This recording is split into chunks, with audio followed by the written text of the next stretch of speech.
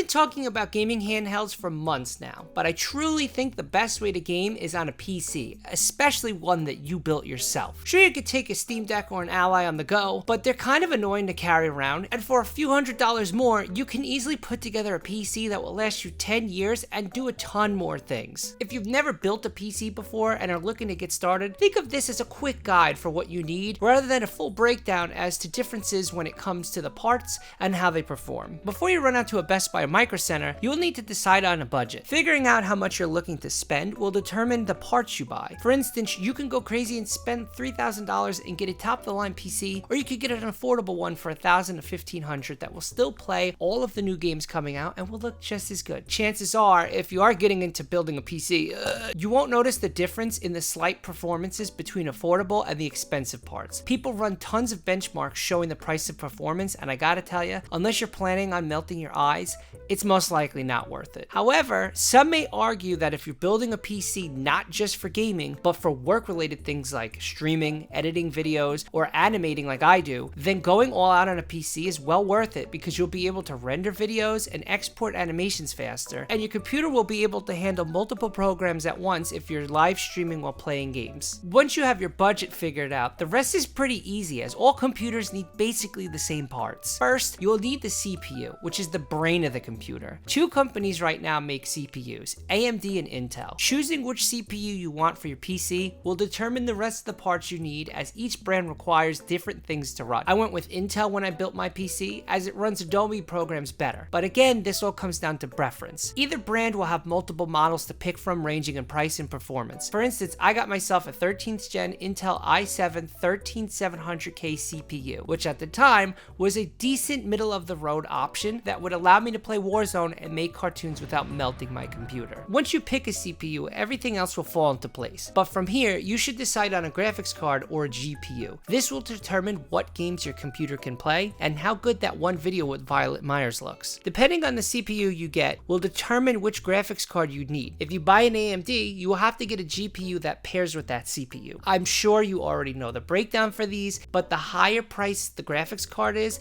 the better the performance. Some will argue that the difference in FPS between a 4080 and a 4090 are minute. It all comes down to what you want to put in your PC. When I was building my gaming PC, parts were starting to come down in price, so I jumped on an NVIDIA GeForce RTX 3070 Ti, a middle-of-the-road graphics card leaning on the more powerful side that gets the jobs I need done. To be honest with you, I don't see the point in going crazy buying anything on the higher end when all the current PC games will look great no matter what graphics card you choose. Well, with the two main parts out of the way, it's time to get into the nitty-gritty of your new gaming rig. Both the CPU and GPU will need to be connected to a motherboard. This next part comes in many different options, with or without Wi-Fi, Bluetooth, and will have different amounts of slots for other parts. Picking a motherboard is a fairly easy process. Just know that some older motherboards won't work with newer gen CPUs and will require you to flash the BIOS with a thumb drive in order to get it running. This is where future-proofing your PC comes into play. When building a gaming PC, you want to put something together that will withstand the test of time. Most of these parts you're going to buy will work with older parts or newer ones in the future. You want to do your research so that when choosing a motherboard, your 5090 graphics card will be able to run on it without an issue. After you pick out your motherboard, you should figure out how much RAM or memory you want for your gaming rig. RAM, or random access memory, are thin sticks that snap into the motherboard. These things are what helps the PC run and come in different amounts, which go from 4 to 32 gigs of RAM. Most motherboards will have 4 slots, so you can put multiple sticks of RAM in. At the making of this video, modern gaming will require you to have a minimum of 8 gigs of RAM, which is really on the lowest end, and most games will struggle to run, so I would say go for 32 gigs, which is what I have. You'll also need to make sure the type of RAM you bought works with the motherboard, as there's different types ranging from DDR3 to the current DDR5, which is why it's important to future-proof your rig so that when the eventual DDR6 RAM comes out, your motherboard will handle it. Once you pick out your RAM, you'll need to get some storage to hold all your files and games. When choosing a hard drive, you'll want at least 1 terabyte of storage. SSD, or a solid-state drive, is a thin stick that will be placed on your motherboard. You can also get a hard drive, which is a cheaper option but will be slower when it comes to reading the files. The last main part you'll need is a power supply. Power supplies come either wired or modular. Most cases you'll want a modular option because you won't want all the extra cables to tuck away in your PC that you aren't using. Choosing a power power supply will come down to how powerful your PC is. There are ways to figure this out online based on the GPU and CPU combo you have. They will come in different wattages. Like for me, I get an 850 watt modular PCU. There's other options like 80 plus gold. I really have no idea what this means, just Google it. Now that all the must-have parts are out of the way, let's talk about PC parts that are optional and come down to preference. You will definitely need some type of cooling option, whether it's a regular fan or an AIO, which is an all-in-one device that connects to multiple